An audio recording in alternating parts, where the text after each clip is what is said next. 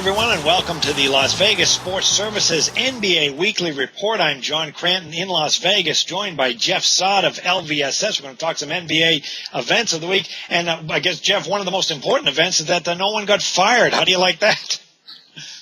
Well, it's still early. I checked 10 minutes ago, and as of then, nobody got fired. I know last week we were going to talk about Alvin Gentry as the coach of the Suns, and then a few minutes before the show started, we find out he gets fired. So this week we're checking every few minutes, but right now I think we're okay. The carousel will continue at some point in the season.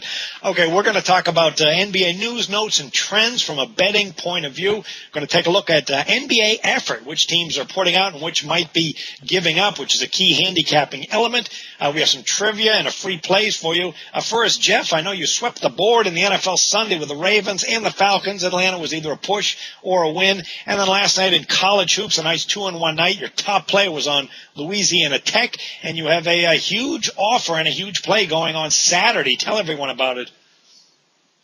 Well, you can play NBA and college basketball through the Super Bowl, and that will include my Super Bowl pick. Plus, on Saturday, I have a college conference game of the year going. This game of the year is $50 online, but you can get it for only $10 if you call LVSS at 1-866-575-8916. So you're going to get college basketball, NBA, Super Bowl pick for the next week for only $10. And just call LVSS 1-866-575-8916, and plus you're going to get a college conference game of the year. It goes on Saturday, John.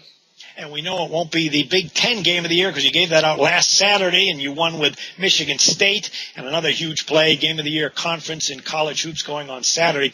Okay, be sure and take advantage. And let's start with some NBA teams that might not be putting out the effort. This is something that goes beyond stats and matchups, whether a team is happy or dysfunctional or is tuning out the coach.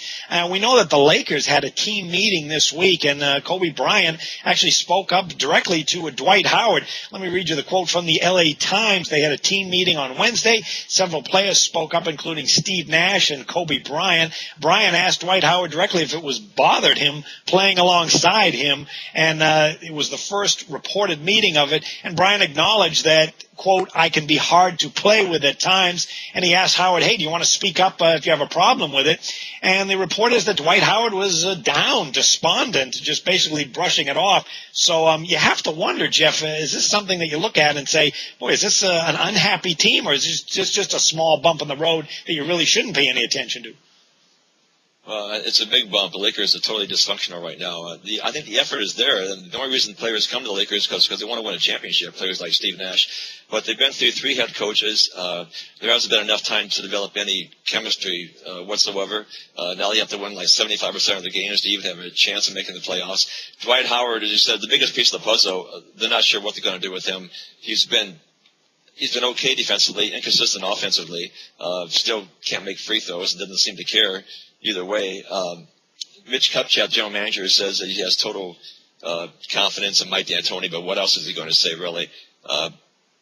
After that meeting, the Lakers went out and lost at Memphis. They lost 10 out of 12. The only wins since the beginning of the year have been at home against Milwaukee and Cleveland. They're 6-13 against the spread on the road.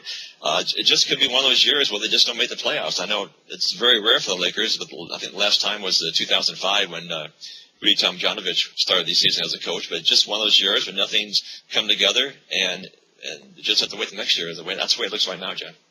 Yeah, you mentioned the Lakers' bad spread record on the road. The most common NBA trend would be 1 day's rest. Well, when the Lakers are on 1 day's rest, they're terrible, 5-13 against the spread. Got the NBA trade deadline less than 4 weeks away, and that's something that the Lakers are going to have to look at whether we blow the team up.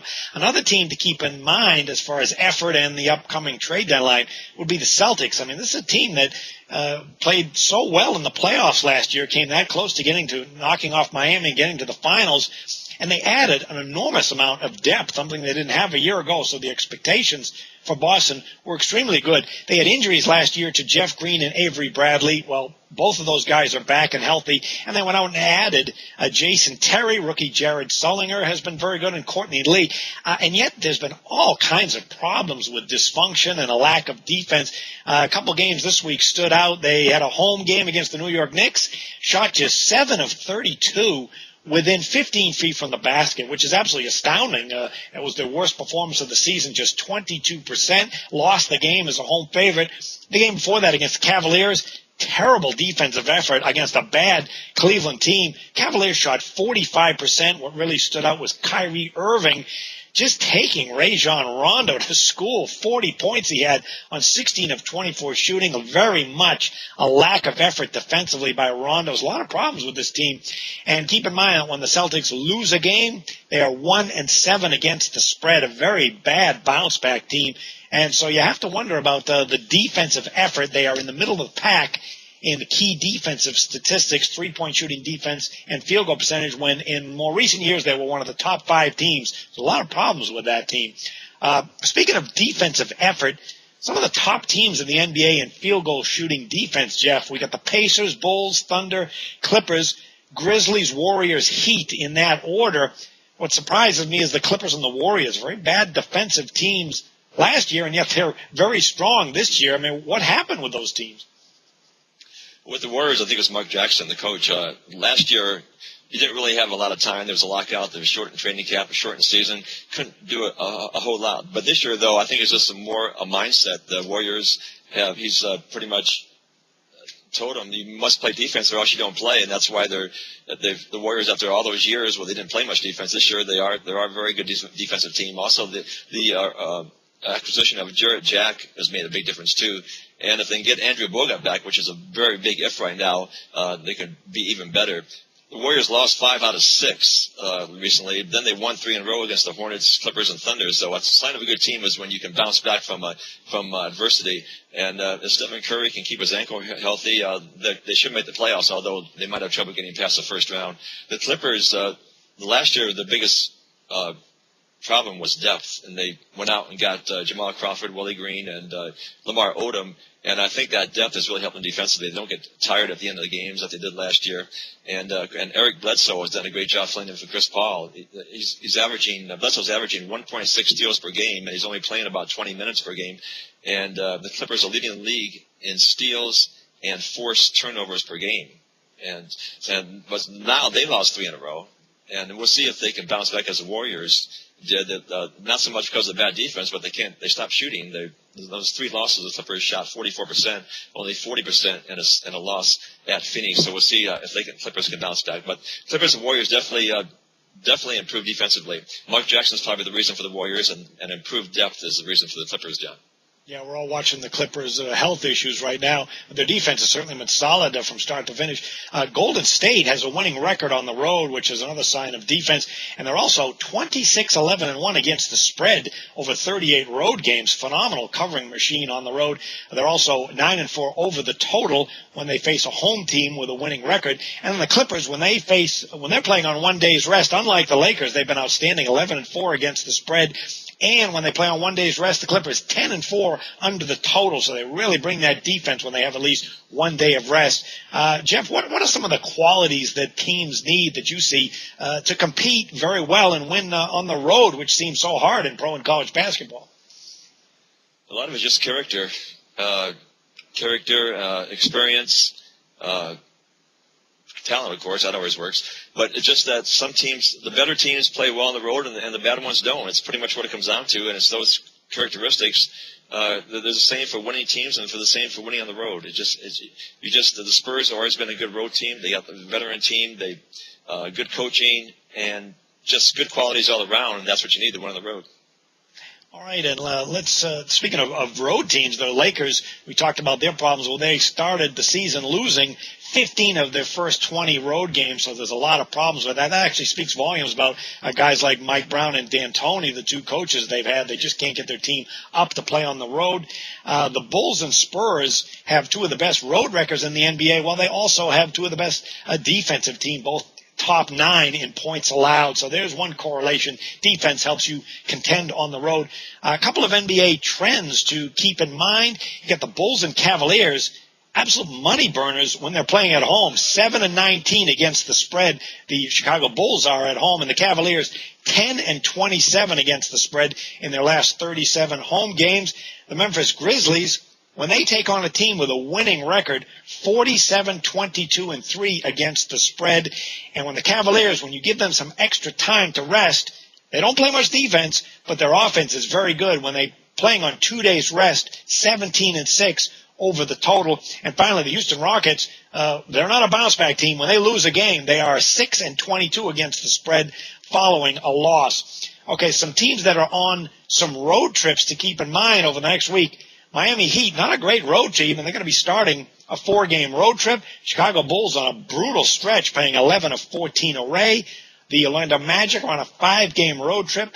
The Charlotte Bobcats will be playing 8 of the next 10 away from home. And the 76ers, on the opposite side, they are on an 8-game homestand. And, Jeff, I remember last week you told us that they were an underachieving team, Doug Collins' group. With an 8-game homestand, would you expect them to start winning some games, or would you, if you were owner, start cleaning house and firing people? I would start firing Doug Collins. I mean, I know, as I said last week, he's a good analyst in the TV booth. He's a smart guy, good basketball mind, but his team just never seemed to improve much. I know they don't have a lot of – they're not the most talented team in the league, and they're still waiting for Bynum to come back. But since December 12th, they've won 6 games, and their offense is almost unwatchable. They're averaging 93 points a game. Only Indiana and Washington are worse, and they just don't seem to be getting any better. This is the 3rd year. So for my candidate for the next coach to get fired in the NBA, it would be Doug Collins. Okay, we have for you trivia time and a couple of free plays for you. We'll start with trivia. Jeff, who was the first NBA Finals MVP? Well, they didn't have an MVP until 1969, and that winner was Jerry West. Is that correct? That's he's correct. Also the answer to there's also the answer to another trivia question. He's the only MVP winner of the finals that was on the losing team. So that's correct. And of all the NBA Finals, he was the only guy who was voted MVP, and his team didn't win. It went 7 games. But what's astonishing is the guy averaged 38 points per game in that wild 7-game series. So he certainly deserved the MVP. Okay, a couple of free plays for you going this weekend. Jeff, I know you have a college basketball freebie. Yeah, New Mexico is at San Diego State. San Diego State's having kind of a rough couple of weeks there, and they're favored by 3.5 over New Mexico on Saturday. I'm going to grab the points with New Mexico at your free play on Saturday. New Mexico plus the points over San Diego State, John. Okay, I'll move to the NBA. A total on Saturday night. You get the Cleveland Cavaliers and the Toronto Raptors, a couple of offensive-minded teams. Cleveland doesn't play any defense. Toronto's on a nice 6-1 run over the total, and the Cavs, when they were in a back-to-back situation, the second, like they are here Saturday night, 5-1 over the total with no defense. All right, Jeff, last Saturday you hit your Big Ten game of the year in college basketball. That was Michigan State. Tell folks how they can get aboard another big play going this weekend. We'll have another college conference game of the year going Saturday. Plus, you're going to get all NBA and college players' edge winners all the way through the Super Bowl, including the Super Bowl winner, and all for just a total of $10. The conference game of the year will be $50 online, but you can get it for only $10 as part of this package. Just call LVSS at 1-866-575-8916. All right, thanks for joining us, everyone. Jeff Saad of Las Vegas Sports Services and I will be back next Friday for another NBA report from Las Vegas. Good luck with the games, everyone.